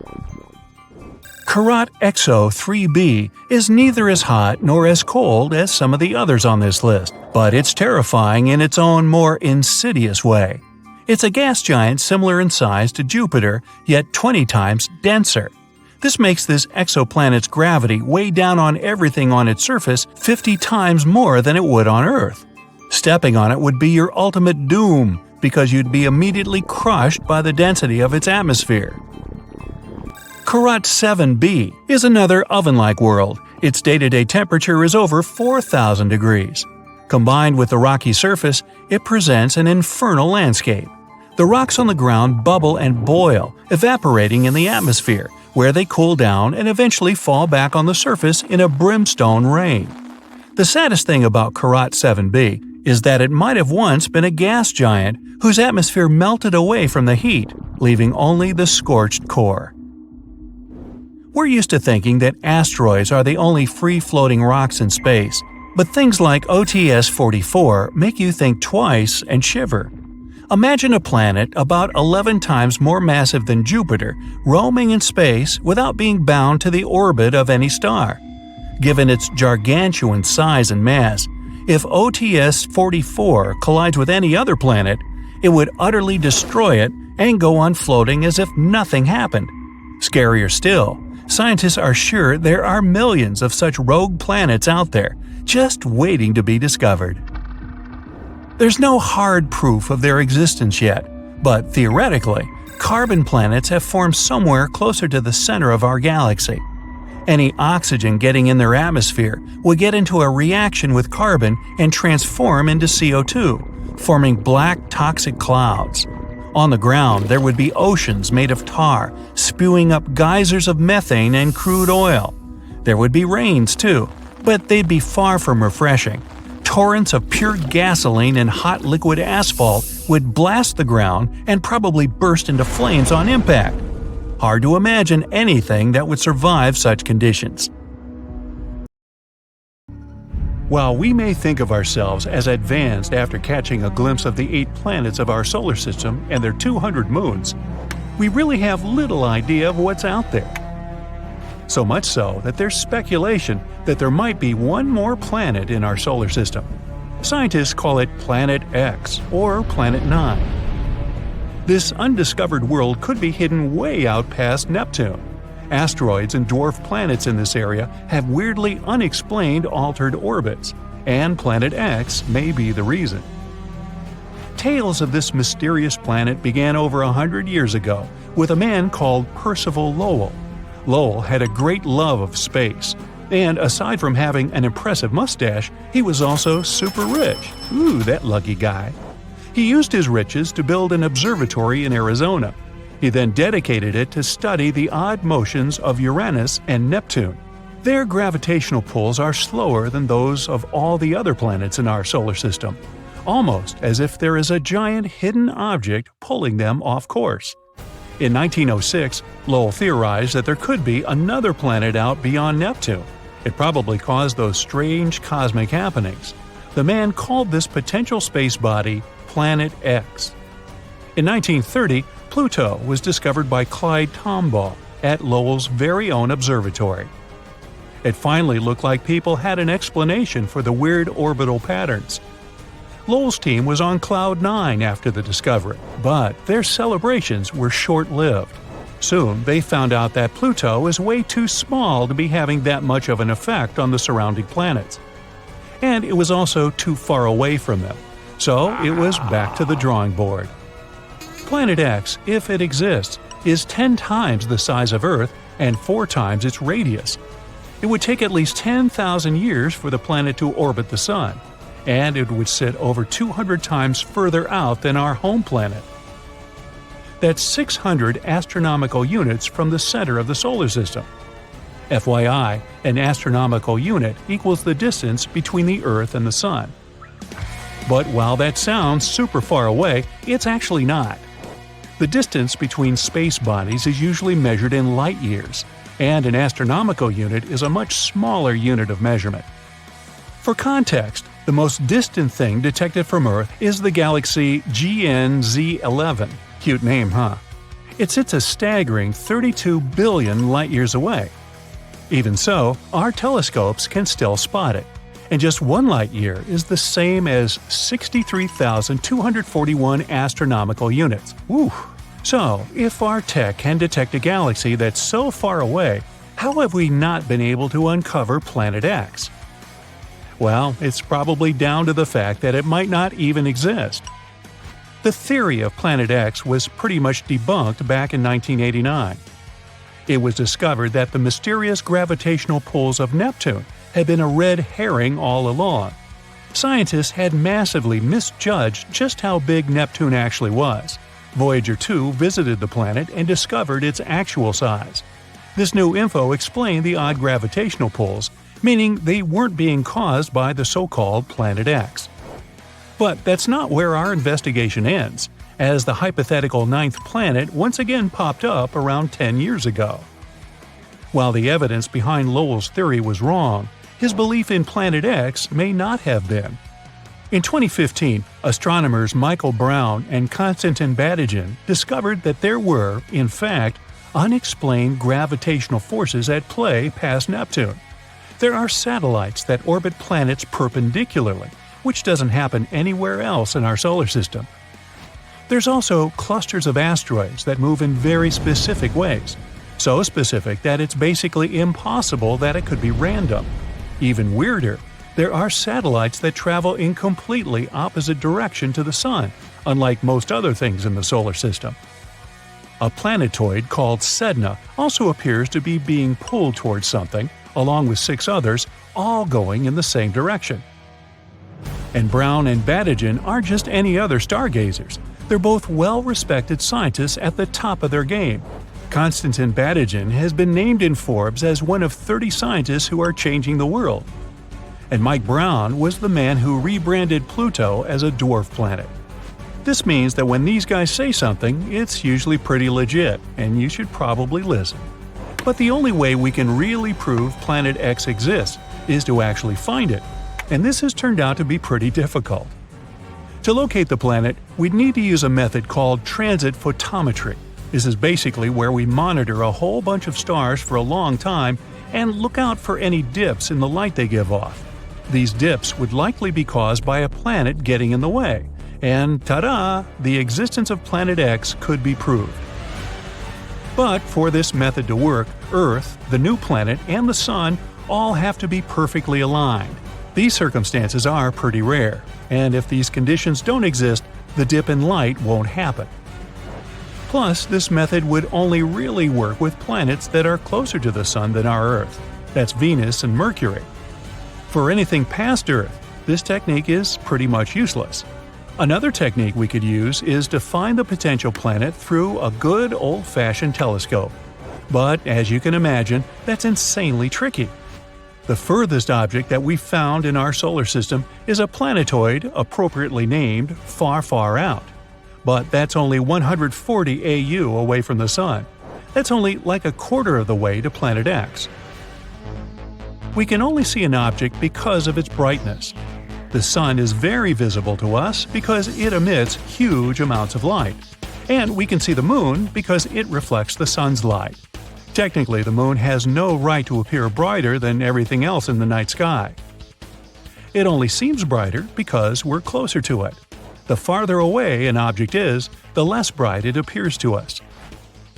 The major issue with seeing the theoretical Planet X is that all objects in our solar system get their light from the Sun. They reflect sunlight, and that's why we can see them. Given how far away from the Sun Planet X might be, it makes it nearly impossible to see. And because of its really dim light, to view it, we would require perfect weather conditions as well as an extremely strong telescope. But Brown and Badigan have found the perfect one. The Subaru telescope is located at the top of a dormant volcano in Hawaii. It's huge and is capable of capturing even the weakest light from distant space objects. The issue that we need to figure out is where to point it. Without knowing where Planet X actually is, this basically turns things into a giant guessing game. There are also only around 3 nights every year when the conditions are clear enough to see the hypothetical Planet X. It's difficult, but not impossible. And still, most astronomers have called it a day and agreed that Planet X doesn't exist, stating that it's just a common myth. The most widespread explanation for the weird gravitational pulls is that there's a tiny black hole in our solar system. It's pulling the planets toward us. But don't worry, they say it's not big enough to actually munch on a planet. So Earth is all good, for now. The issue with the black hole theory is that, once again, it's almost impossible for us to track the thing down. While its mass could be as great as that of Planet X, the hole itself would be squished down to the size of an orange. Telescopes wouldn't be of any use. To find it, people would have to look for the gamma rays sent off by objects as they fall into the black hole. Another way we could find it is to release hundreds of tiny spacecraft.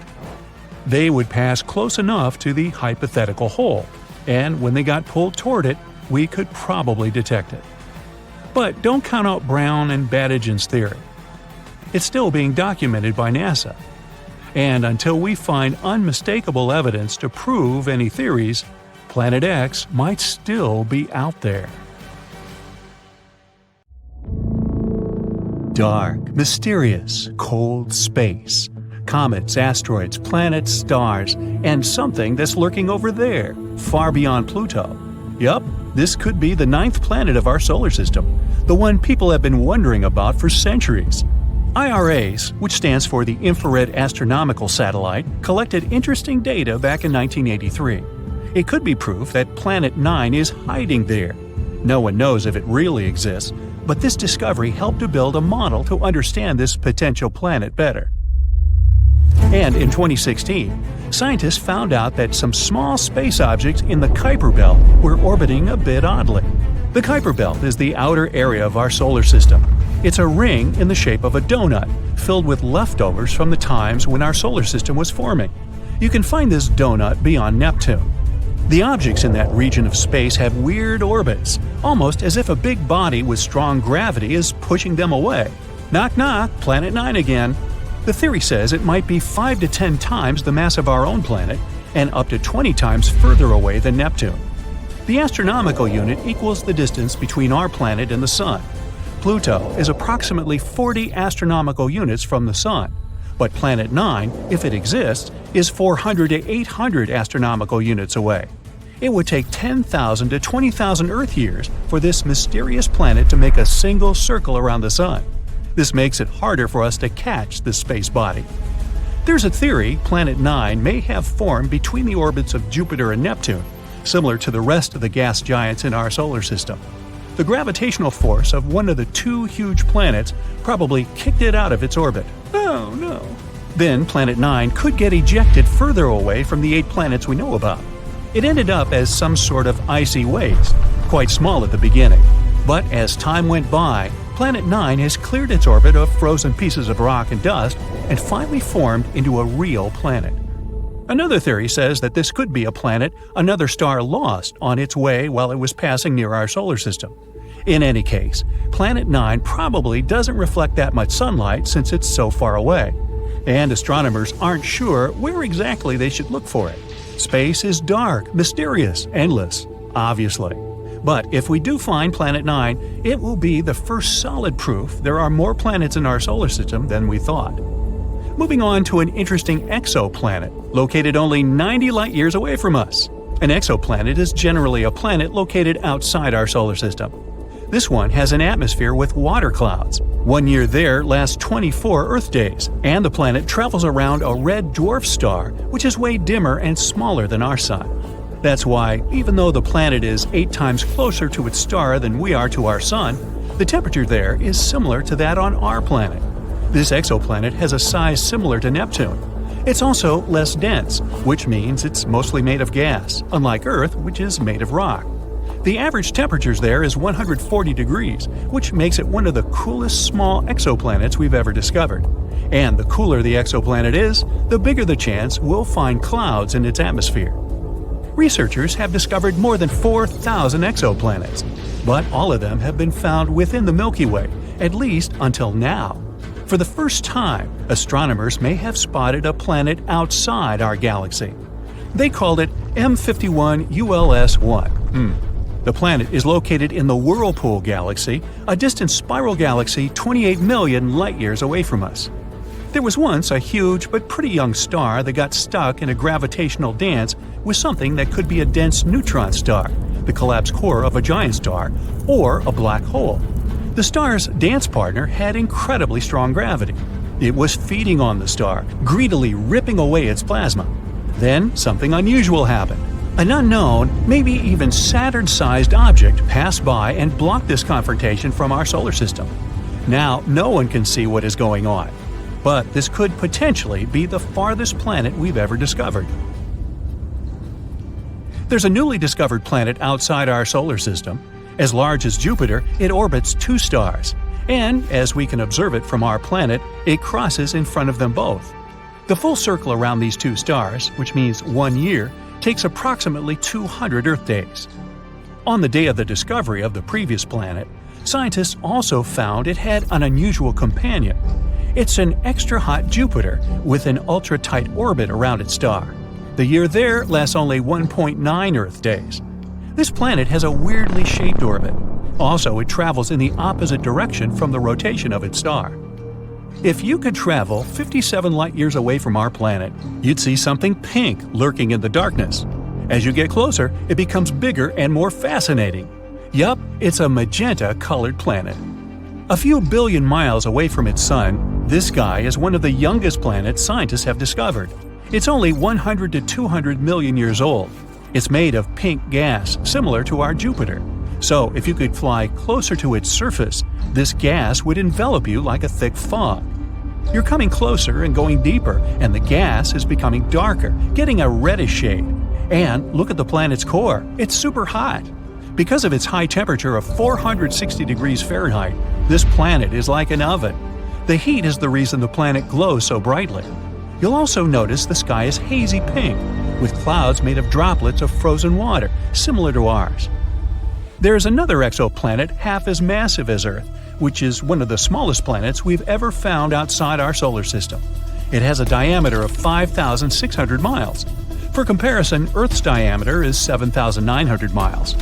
The planet in question is mostly made of iron, similar to Mercury.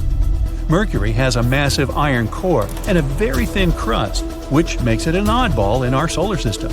At its early stages, it collided with some space body at least once. That collision pulled its outer layers away, which is why only the firm iron core remained. Maybe this exoplanet participated in a huge space crash too. That's what probably took away the planet's mantle and left mostly its iron core. Or maybe this is just a remnant of a gaseous planet that used to be the size of Neptune. The atmosphere of the planet could be blown away by, let's say, a huge amount of radiation coming from the star. This planet is only 31 light-years away from us, and the day there is less than 8 Earth hours long. The planet is only a little bit bigger than Mars. People aren't likely to ever settle in that place because of its extreme temperatures that go up to 2,700 degrees Fahrenheit. There might even be molten lava on the side of the planet that faces its star. Such temperatures are high enough to evaporate any atmosphere, so this planet might have had one in the past. Generally, gas giants like Jupiter can't support life because they have extreme weather conditions, temperature, and pressure, and there are no building blocks that might create life. But smaller terrestrial planets, such as, Earth, have more key ingredients like oxygen and liquid water. Plus, they have more temperate weather and other conditions. And still, not all of such planets support life, of course. It's not easy to find a planet with similar conditions as the ones we have on Earth, or at least the conditions that would allow life to develop there. But meet Kepler-22b, one of our most promising findings.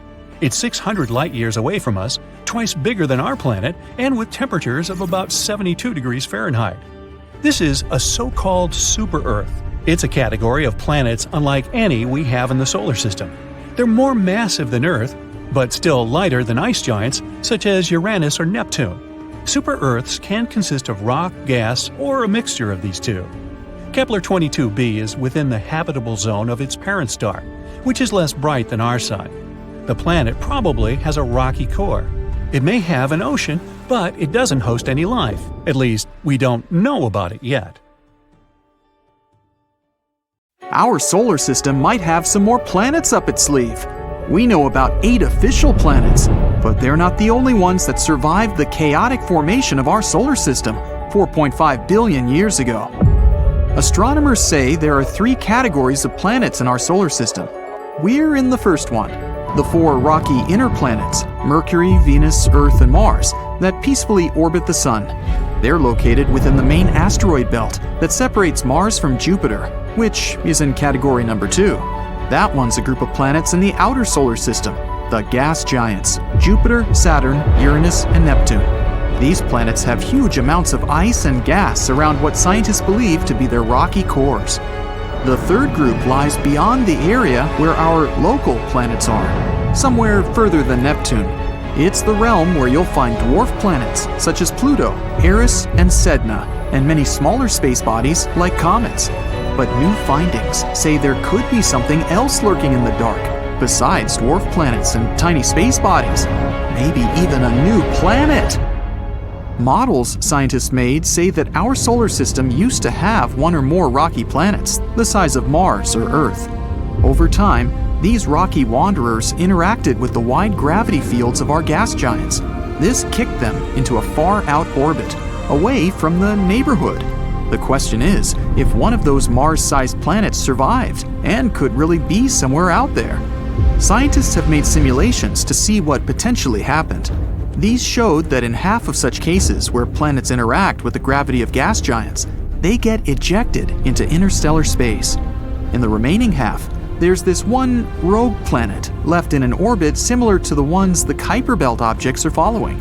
There's only one thing left to do now: find it.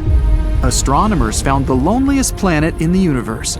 They were trying to find distant brown dwarf stars, or failed stars, ones that never become massive enough to start shining. Stars are born with big masses, which means they also have strong self-gravity. The star squeezes in on itself. That causes high internal temperatures and enables the star to shine. But instead, they found a lonely wanderer, CFBD SIR 2149. The planet is between 50 and 120 million years old and has a surface temperature of 750 degrees Fahrenheit. Compared to stars, that's cold. At first, scientists thought it could be a brown dwarf star, but in that case, it would be way older. This starless planet floats around through space, passing only 130 light-years away from our planet. Our galaxy, the Milky Way, is 100,000 light-years wide, so that's relatively close. The lonely traveler is actually a gas giant, 4 to 7 times bigger than Jupiter. Maybe it was kicked out from its own solar system because of gravitational forces, or getting into another planet's orbit. Or it was formed away from its parent star. Far beyond Pluto, on the edge of our solar system, there's a space body about as big as Pluto, but a little bit colder and way denser. It's probably a big rocky body covered in a thin icy mantle. It's the dwarf planet Eris. Both Pluto and Eris occupy the Kuiper Belt, which is the distant ring of frigid space bodies that lies beyond Neptune. A day there lasts 25.9 hours, pretty similar to Earth. But Eris circles our sun in the distance 3 times farther than Pluto, which means its year is pretty long, 557 Earth years. Eris has a bright, icy surface. It's one of the most reflective bodies in our solar system. It bounces back more than 95% of the light that strikes it. Somewhere out there, even farther, there's a super Saturn, J1407b, much larger than Jupiter or Saturn. It's an exoplanet, which means a planet that orbits a star other than our Sun. Super Saturn is 434 light-years away from Earth, in the constellation of Centaurus. It's the only exoplanet we know about with rings similar to Saturn. It actually has a huge ring system, 200 times bigger than Saturn's rings. There are more than 30 rings, each of them tens of millions of miles in diameter. There are gaps in the rings, which means there could be some interesting satellites, exomoons, around. If this super Saturn could swap places with our regular Saturn, its rings would absolutely dominate our sky. You could look up and easily see them. The view would be amazing because they would appear much bigger than a full moon. Scientists have found thousands of planets outside of our solar system.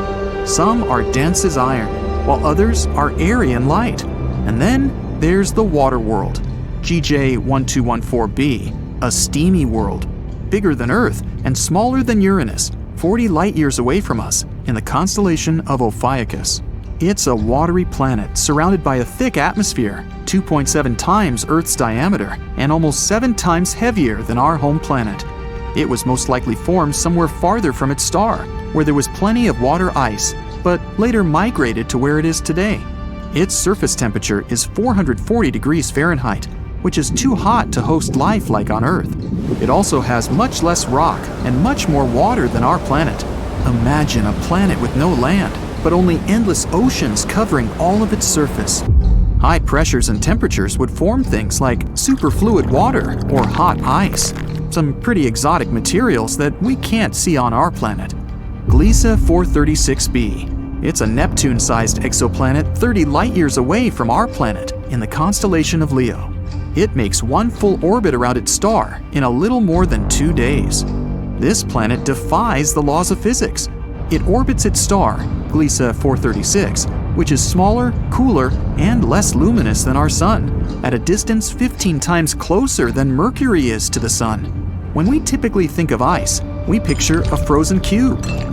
But this planet has an icy surface, even though the temperature there is 980 degrees Fahrenheit. This temperature is way above the melting point, but the ice remains solid and burning hot. This happens because of very strong gravity.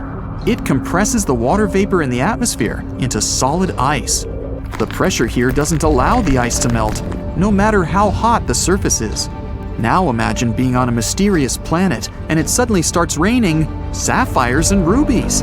One distant exoplanet, HAT P7b, a gas giant 1,000 light-years away from Earth in the constellation of Cygnus and 16 times bigger, has specific weather and pretty violent storms. Rubies and sapphires are scattered across the planet when it's raining. On the planet's night side, there's a high amount of corundum in the atmosphere. And corundum is what mineral gems such as sapphires and rubies are made of. Clouds of corundum give such an amazing view. The planet is plagued by severe winds that often turn into powerful storms that push huge masses of those clouds across the planet. Although the planet is uninhabitable, it would certainly be cool to come there and pick up some gems. Still, the weather is pretty wild. Plus, the temperatures are over 4,600 degrees Fahrenheit. By comparison, Venus is the hottest planet in our solar system, and its temperature is only 900 degrees Fahrenheit. Looking over the expanse of space, you can see a beautiful little blue dot in the endless darkness. It's an exoplanet, HD 189733b, that lies 63 light-years from us in the constellation of Vulpecula. But it's way hotter and larger than our planet, around the size of Jupiter, and it completes its orbit around its host star in only 2.2 Earth days. That orbit is so close that the planet is most likely tidally locked. That means it's always showing only one face to its star, like our moon always shows one side to Earth. The weather here is crazy. The winds blow at up to 5,400 miles per hour, which is 7 times the speed of sound. The fastest wind on Earth only hit the mark of 230 miles per hour. And it gets better. The rain here is not made of water, but of molten glass. Clouds are made of silicate atoms and particles. They are the key element that gives the planet its cobalt blue color, not the reflection of oceans, which is the case with Earth. Earth used to be purple. Today, even when you look at our planet from space, you see a lot of green. The green we see in nature is there because of photosynthesis, the process where plants transform energy coming from the sun into energy they need to live and to produce oxygen for us. The main part of the process that gives plants the green color is the chlorophyll pigment. A long time ago, instead of chlorophyll, there was a molecule called retinol. Its pigments absorb yellow and green light and turn it into red and blue, so the Earth was more purple. And then there's a pink planet, GJ504b, far away from us, in the Virgo constellation, 4 times more massive than Jupiter. It's a newly formed exoplanet, around 160 million years old. By comparison, the Earth is 4.5 billion years old. If we could go there, we would see an incredible world that glows from the heat of its formation. Everything around you would be colored magenta. We're traveling through space at the speed of light. The route from Earth to the Sun at that speed will take only 8 minutes, but it would take us about 35 years to reach our destination, which is, by the way, still very fast. By comparison, a conventional rocket would take about 600,000 years to make the journey. And here we are. It's a star system suspiciously very similar to our own. And our scientists suspect that life could exist here, just like on Earth. A red dwarf, 30% the size and weight of the Sun, lies at the heart of this star system. But these are the planets orbiting the star that interest us most. The first of these is L9859b. Its size is somewhere between Earth and Mars, but it's very light. It's only half the mass of Venus. But life is impossible on this rocky planet. It's too close to the star, and it's so hot, you'd burn a cake if you tried baking it on its surface. It's about 100 degrees higher than the maximum of your oven. The planet makes a complete circle around its host star in just 2 days, compared to 365 for Earth. And it gets 22 times more energy than we get from the sun. So it's not only hot there, but there's a lot of dangerous radiation. The next planet is 2.8 million miles from its host star. That's 13 times closer than the distance from Mercury to the Sun, and it makes a complete revolution around the star in 3.7 days. But what's interesting is that the planet is 30% bigger than the Earth and twice as heavy. So it belongs to the class of super-Earth planets. Such planets can be rich in water ice, methane, and hydrogen. These are some of the elements that are necessary for life's existence. Many scientists believe that it's on such planets that extraterrestrial civilizations can live. But because of the great weight of the planet, it has a strong gravitational force. So these civilizations may not be able to fly into space because it's harder for them to get out of the gravitational trap of a super-Earth planet. However, life isn't possible here because the planet is still too close to the host star. And just like in our solar system, the two nearest planets are too hot. But the third planet looks more promising. L9859d. It's almost twice as heavy as the Earth and 50% bigger. Scientists have calculated that about a third of its mass could be water. For comparison, the mass of all water on Earth is only 0.02%. The presence of water is the main condition for the emergence of life. But we can only guess where the water might be. It could be on the surface, but high temperatures can turn large oceans into giant clouds of steam. But water can also be contained in the groundwater below the surface. Well, we can't know that for sure yet. Let's move on to the next planet in the star system. This newly discovered planet is of the Super Venus class, L9859e. It's a rocky planet 3 times the size of Earth. The Super Venus class means that the planet is heavy enough to have an atmosphere, but the conditions there are more like a greenhouse. Different gases fill the atmosphere there.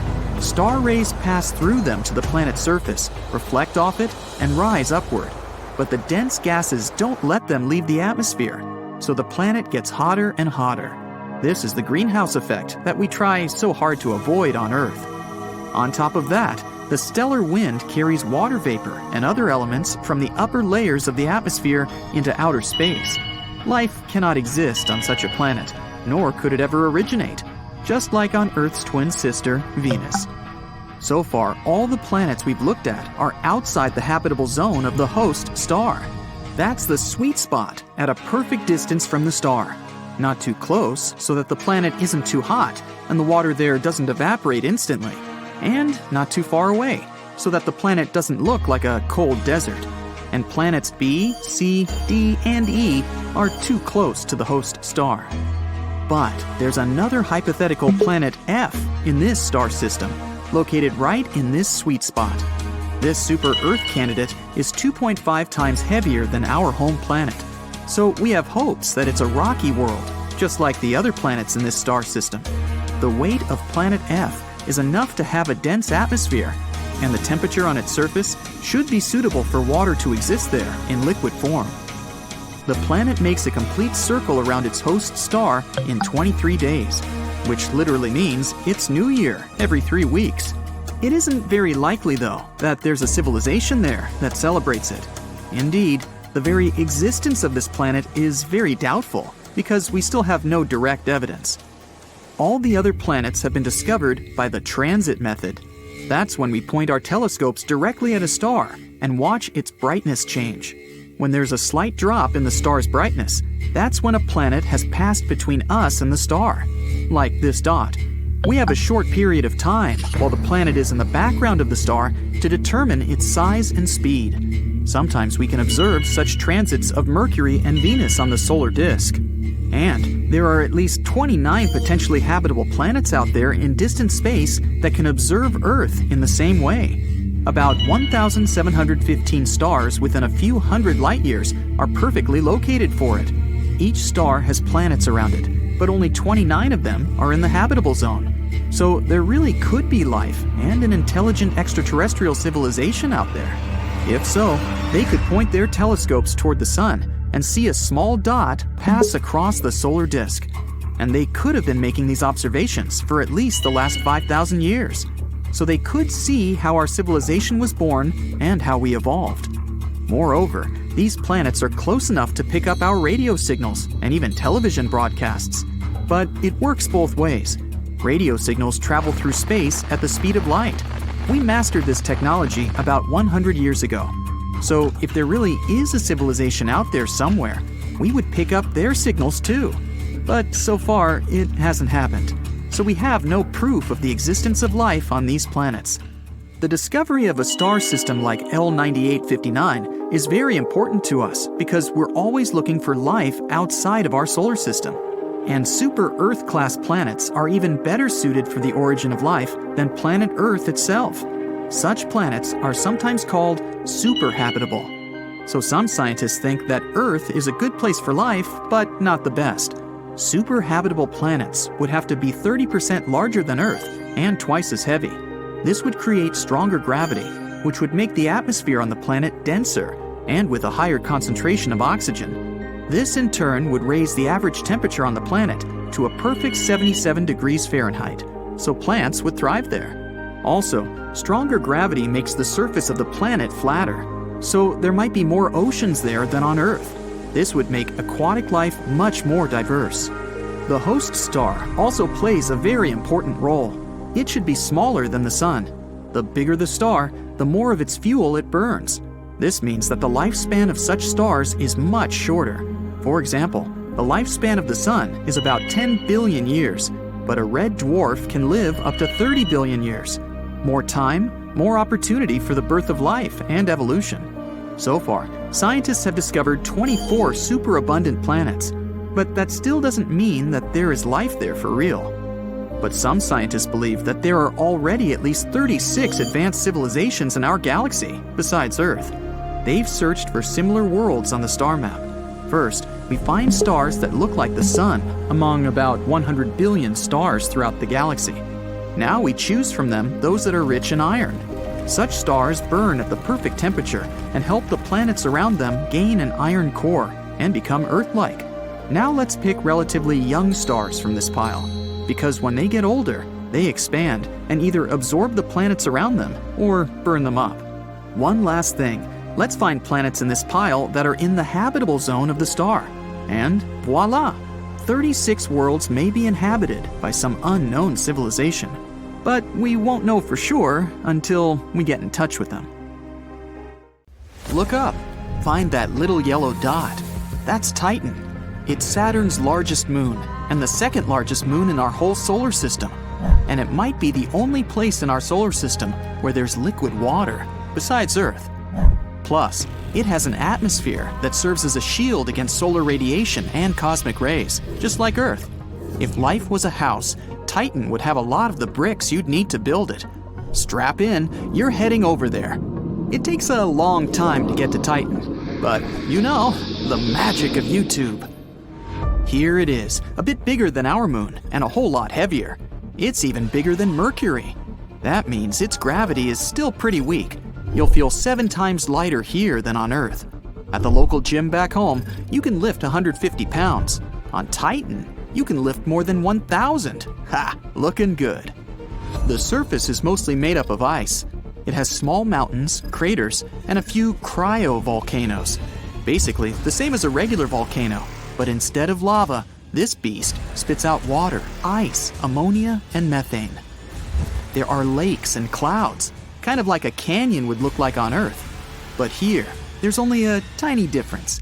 Everything is covered in thick fog, and sometimes it hails frozen methane. On Earth, we use methane as fuel because it burns. But on Titan, there's no oxygen. Can't get a fire going on this hunk of rock. No oxygen means you need to put on an oxygen mask, but you don't have to wear a whole spacesuit like on our moon. Titan has a stronger atmosphere. But you packed a sweatshirt, right? It's gonna get pretty cold soon, like negative 300 degrees cold. The coldest it ever got on Earth was negative 128, and that was right at the South Pole. It's so cold because it's so far from the sun, almost 900 million miles. Anyway, that dense fog and atmosphere stop the sun's rays from warming the surface. Sounds kind of extreme, but so is life. It can survive almost anywhere. Take the bacteria Dano, some long Latin word. It can survive radiation and extremely low temperatures. It even survived a whole year in outer space, on the outside of the International Space Station. Titan would be a piece of cake compared to that, especially if we drilled down a bit. Many scientists believe there's a whole ocean under the surface of Titan. Saturn's gravity gives Titan's core a little heat boost. Plus, there's ammonia in that ocean. It's like Titan's version of antifreeze. As long as the water stays liquid, life's got a pretty strong chance of success. So what's down there? Scientists have actually found real evidence that Titan might already have life on it. Here, check out this microscope. This is C3H2. It was discovered by this weird group of antenna things living in the desert in Chile. It used 66 antennas, all pointed at the same place in the sky.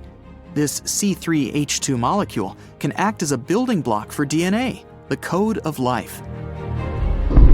Some people think that these molecules were around on our planet billions of years ago, just when life began.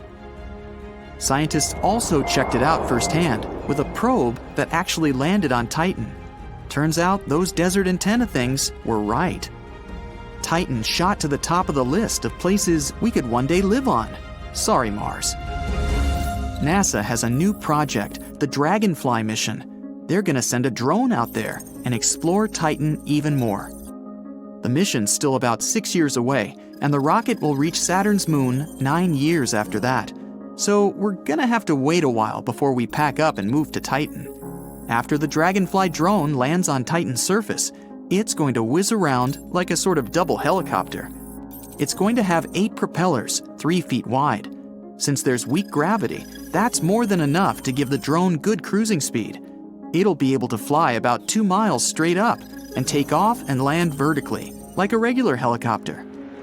The main problem with the whole thing is the drone's batteries.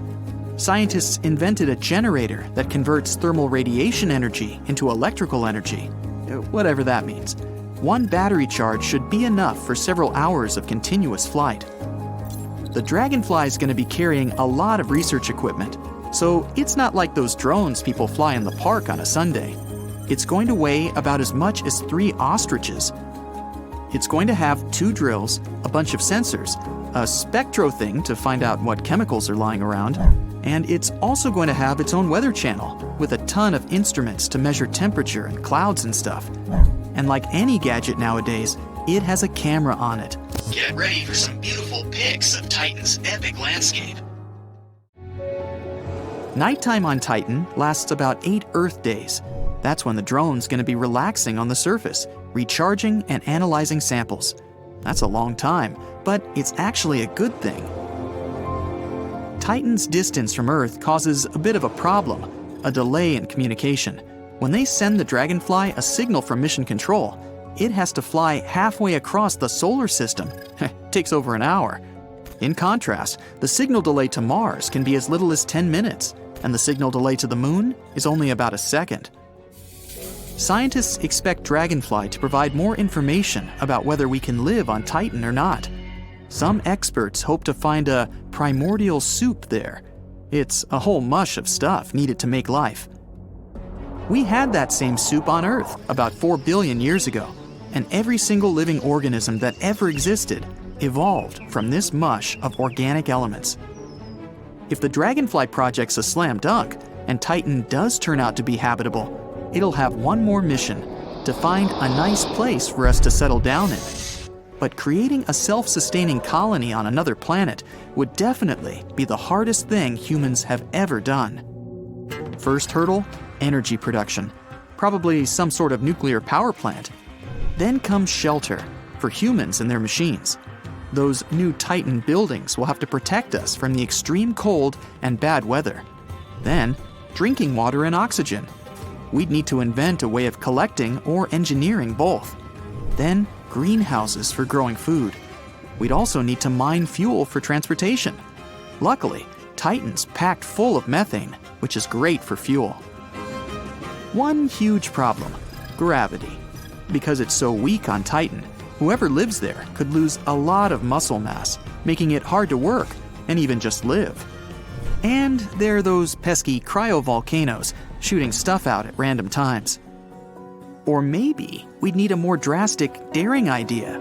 How about changing Titan's atmosphere so we can breathe on it and not have to wear about 100 hats and gloves? To do this, we'd need to terraform Titan's surface for a long time. Titan's atmosphere needs to be enriched with oxygen for us to breathe, and it would be great if it was a bit warmer. The next step is to create a biosphere, which means plants. We could turn Titan into a blooming jungle with plants brought over from Earth. But because of pressure and gravity, they'd look completely different from Earth plants. They might all grow super tall, or maybe they'd all shrink down to mini size. We really don't know. First things first, we need to make sure that life is even possible on Titan. Scientists recently thought there might be life on Venus. It's sort of the same size as Earth, and scientists even call it Earth's twin sister. They discovered a gas on Venus, phosphine. Supposedly, it was made by living organisms. Turns out it wasn't true. Well, not really. There is some phosphine floating around, but way less than we first thought. Look, science on other planets is super hard, people. We're always making mistakes like that.